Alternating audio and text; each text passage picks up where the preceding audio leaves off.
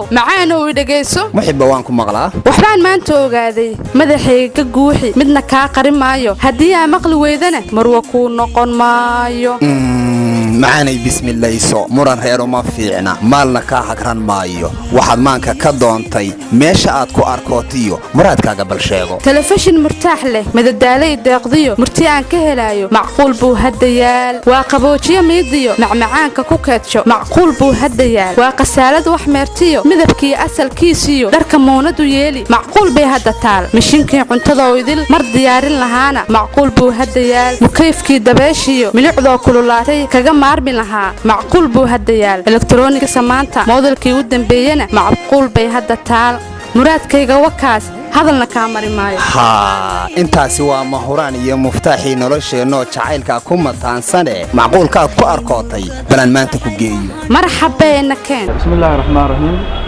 horta dukaanka magaciisa marka koowaad waa macquul electronic company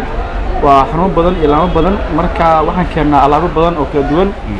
si gaar ah waxaan keennaa alaabahan electroniga sida firinjeerada qasaaladaha mukeefyada tiifiyada iyo wixii la mid ah oo electronic quseeya marka lama soo koobi karo waxaan is leeyahay electronic meeshaan